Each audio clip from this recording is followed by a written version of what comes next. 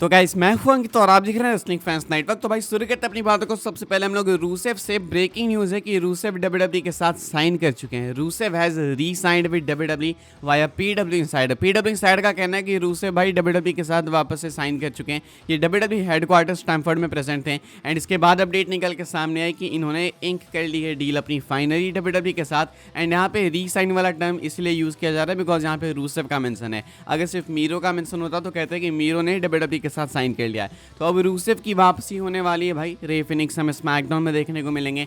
Aleister Black के लिए teasers आ रहे हैं। रूसेव डब्ल्यूडब्ल्यूई के साथ साइन कर चुके हैं। ये तीनों के तीनों सुपरस्टार्स कंफर्म है कि डब्ल्यूडब्ल्यूई के अंदर होने वाले हैं, जिसमें से कि वापसी होने वाली है रूसेव की एंड एलिस्टर ब्लैक की। लेट्स होप भाई कि दोनों के लिए डब्ल्यूडब्ल्यूई के पास अपॉर्चुनिटीज हो। बस ये साइन करने के लिए साइन ना कर रहे हो, बिकॉज बहुत सारे ऐसे टैलेंट्स हैं जिनको बस साइन करने के लिए साइन किया जाता है कि बस न्यूज़ बन जाए एंड उसके बाद कुछ होता नहीं है। एंड्राडे को लेके भी एक बीच हाइप बनी थी, लेकिन एंड्राडे वापस आके भी कुछ नहीं कर पा रहे हैं। तो ऐसे कुछ टैलेंट्स हैं जो वापस आते हैं, बार बार वापस आते हैं, लेकिन इसके बाद भी ढंग से बुक नहीं किए जाते हैं, या फिर बुक भी किए जाते तो वो क्राउड में ओवर नहीं हो पाते। बट एक टाइम था भाई जब रूसेव बहुत ही ज़्यादा ओवर थे। आपको याद होगा वो हैप्पी रूसेव डे वाला टाइम, जब उनके साथ एडन इंग्लिश हुआ करते थे। वो आते थे भाई रूसेव के लिए क्या करते थे प्रोमो वगैरह। तो उस टाइम पे रूसेव बहुत ही ज़्यादा क्राउड में ओवर थे। अब अगर वो सेम रूसेव आने वाला वापस तो मज़ेदार चीज़ है भाई। मैं चाहता हूँ कि वो वाला रूसेव भी वापस आएगा तो चलेगा, वो जो रेसलमेनिया 31 के टाइम पे था, जिसने भाई जॉन सीना को बहुत ज़्यादा प्रॉब्लम क्रिएट करके रखी थी जॉन सीना के लिए। तो मुझे लगता है कि वो वाला रूसेव भी आएगा तो बेटर रहेगा। And I will actually prefer that version of Rusev. मुझे लगता है कि वो वाला रूसेव ज़्यादा रूथलेस था। उस रूसेव को देख के लगता था कि हाँ भाई इसने अगर गलती से एक्विलिट लगा दिया ना तो फट के हाथ में आ जाएगी, जान निकल जाएगी। मैं तो बहुत डरता था भाई रूसेव के सबमिशन से। अगर तुमने कभी रूसेव का सबमिशन खाया है तो तुमको पता होगा भाई ये कितना पेनफुल होता है वो। बाकी अगर हम लोग घर में डब्ल्यूडब्ल्यूई खेलते थे दोस्त वगैरह में तो ऐसे बाकी सबमिशन तो चलो सह लेते थे, लेकिन कोई एक्विलिट लगाने आता था भाई मैं तो पहले ही टैप कर देता था कि नहीं भाई छोड़ो मुझे। तो एक्विलिट एक बहुत ही पेनफुल सबमिशन था एंड लेट्स होप कि रूसेव उसको भी वापस लेके आए। फिलहाल भाई कंफर्म है कि रूसेव डब्ल्यूडब्ल्यूई के अंदर आपको कुछ टाइम बाद देखने को मिलेंगे बिकॉज वो साइन कर चुके हैं कंपनी के साथ में। आगे बढ़ते हैं गाइस, हम लोग बात करते हैं अगली स्टोरी के बारे में जो कि ब्रॉन्सन रीड को लेके। ब्रॉन्सन रीड के रिटर्न को लेके क्या अपडेट है भाई। ये इंजर्ड हो गए थे भाई वॉर गेम्स में, इसके बाद से अभी तक देखने को नहीं मिले। क्या है न्यूज़ आप देख सकते होगे।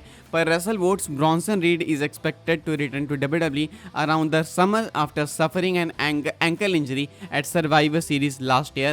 Not only that, but he is also expected to receive a major push upon his return. तो कहना है रसल वोट्स का कि जो ब्रॉन्सन रीड है वो एक्सपेक्टेड है कि इस समर यानी कि वही समर स्लैम के अराउंड भाई आपको वापस आते हुए देखने को मिलेंगे। काफ़ी सारे सुपरस्टार्स को लेकर पिछले कुछ दिनों में अपडेट निकल के सामने आई है। इलिया ड्रैगनो के लिए कहा गया कि वो सितंबर के अराउंड वापस आएंगे। आज का भी रेसलमेनिया के बाद कुछ ऐसे मई वगैरह में वापस आने वाली है। एंड गोट टोंगालोवा जून में वापस आने वाला है, ऐसा कुछ बताया गया। अब ब्रॉन्सन रीड आने वाले हैं समर में वापस, यानी वही जुलाई अगस्त का टाइम हो सकता है ये सितंबर का।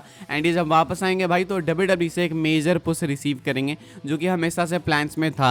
डब्ल्यूडब्ल्यूई इनको पुश करने वाली थी एंड शायद इस सर्वाइवर सीरीज वॉर गेम्स के बाद फटाफट से एक बहुत ही मेजर प्लान के अंदर जाते हैं एंड शायद रेसलमेनिया में एक मेजर स्टोरी का पार्ट होते हैं। लेकिन क्योंकि भाई रीड इंजर्ड हो गए तो ये स्पॉट नहीं अपना अर्न कर पाया रेसलमेनिया में। एंड इस साल का इनका जो सपना था रेसलमेनिया में कम्पीट करने का वो रून हो गया। लेकिन लेट्स होप भाई कि जब इनको इस साल समर स्लैम या फिर समर के राउंड रिटर्न करने के बाद जब मेजर पुश मिले तो वो मोमेंटम इनका बना रहे अगले साल के रेसलमेनिया तक, रेसलमेनिया 42 तक। एंड उसके बाद जाके भाई वो रेसलमेनिया 42 में फाइनली अपने उस सपने को पूरा करे रेसलमेनिया में किसी मेजर स्टोरी में होने का। तो फिलहाल भाई ये एक मेजर न्यूज़ है ब्रॉन्सन रीड को लेके, जो मुझे लगा आपको बताना चाहिए। आप क्या फील करते हैं भाई इसके बारे में कॉमेंट करके बताइएगा। आगे बढ़ते हैं, हम लोग बात करते हैं अगली स्टोरी के बारे में जो कि जेक पॉल को लेके। जेक पॉल ने कॉमेंट किया है कि क्या वो डब्ल्यूडब्ल्यूई के अंदर रेसल करना चाहेंगे या फिर वो डब्ल्यूडब्ल्यूई के अंदर कैसे इन्वॉल्व होना चाहेंगे, वो मैं आपको बता देता हूँ। न्यूज़ वीक के साथ बात करते हुए जेक पॉल कहते हैं कि I would be down to be Logan Paul's manager Paul Heyman style in WWE, but I don't think my body is cut out for the athleticism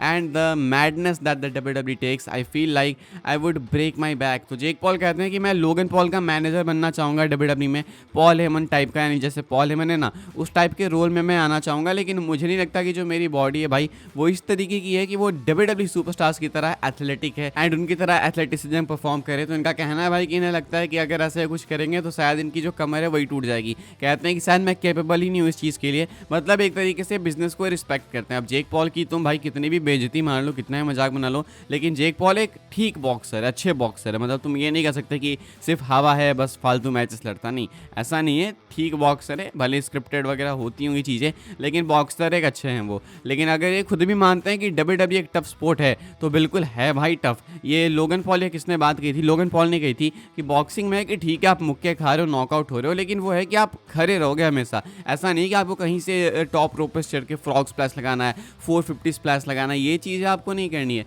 लेकिन ये चीज़ें डब्ल्यूडब्ल्यू में करनी होती है, जो कि डब्ल्यूडब्ल्यू को काफ़ी टफ बनाती है। एंड सब कुछ रियल टाइम में होता है, तो स्पेशली जो एरर के चांसेस होते हैं वो आपको और भी ज़्यादा कम रखने होते हैं। तो सोच लो भाई।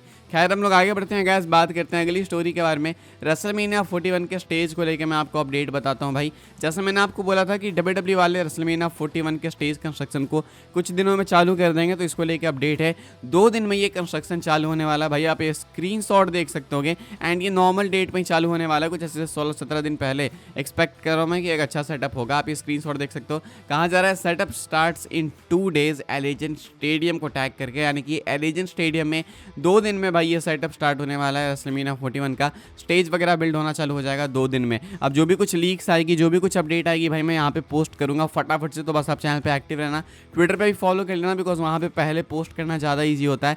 सेम गोज विथ व्हाट्सएप, उसके बाद फट से मैं वीडियो डाल दूंगा। तो 2 दिन में भाई कंस्ट्रक्शन चालू होगा। आज मान लो 3 तारीख है, तुम 5 तारीख को मान लो, यानी कि भाई कुछ 14, 15, 16 दिन पहले कंस्ट्रक्शन चालू होने वाला है। एंड मुझे लगता है कि डब्ल्यूडब्ल्यू वाले कुछ अच्छा बनाएंगे अगर 2 हफ्ते काम पहले चालू कर रहे हैं तो। Let's hope, at least I hope भाई, बिकॉज अगर बस वो अंडरग्राउंड एंट्रेंस चाहिए होती तो कुछ नहीं बनाते ना भाई, वो तो आखिरी के 2 दिन में बना देते थे। तो ये 15 दिन पहले चालू कर रहे हैं तो कुछ तो होगा, सेटअप बोल के कुछ तो बनाएंगे ही बनाएंगे।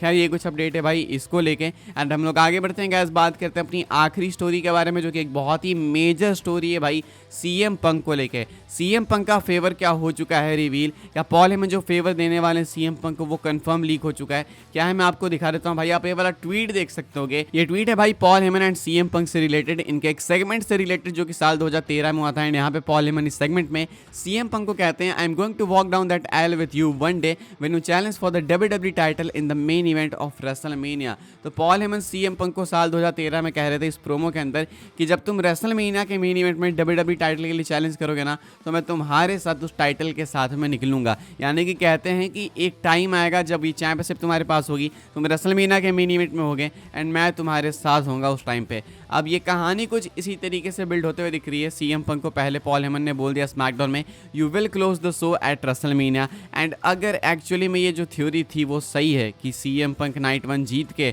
नाइट 2 मेन इवेंट करेंगे, नाइट 1 में पॉल हेमन उनको हेल्प करेंगे जीतने में, नाइट 2 में वो मेन इवेंट करेंगे जॉन सीना कोडी के साथ में, टाइटल जीत जाएंगे, तो देन भाई ये वाला जो प्रोमो था इनका 10 साल या 11 साल पहले का, 12 साल पहले का, वो भी सेंस बनाता है। अब डब्ल्यूडब्ल्यू भाई इतनी पुरानी चीज़ें करती है तो ये शॉकिंग नहीं होगा कि डब्ल्यूडब्ल्यू अगर 2013 के इस प्रोमो को उठा के यहाँ पे यूज़ करे तो may be this could be the favour. शायद इसी फेवर की बात हो रही है कि सीएम पंक को पॉल हेमन एक्चुअली में हेल्प करे नाइट 1 में जीतने में, उसके बाद नाइट 2 में एडवांस करे सीएम पंक, एंड उसके बाद वहाँ पे वो डब्ल्यूडब्ल्यू टाइटल जीत जाए, तो देन ये प्रोमो भी सेंस बनाने लगेगा। क्या लगता है आपको, कमेंट करके बताना। फैंस का मानना है कि शायद यही है वो favour. Let's see, we will figure out eventually, लेकिन अभी के लिए इसको मान के चलते हैं। वीडियो को लाइक करना, शेयर करना एंड सब्सक्राइब करना चैनल को, ताकि आने वाले टाइम के अंदर आपको और भी सही डब्ल्यूडब्ल्यू की अपडेट सबसे पहले जानने को मिलते रहे। फॉलो कर सकते हैं आप लोग मुझे इंस्टाग्राम एंड ट्विटर पर, लिंक आपको मिल जाएगा डिस्क्रिप्शन में।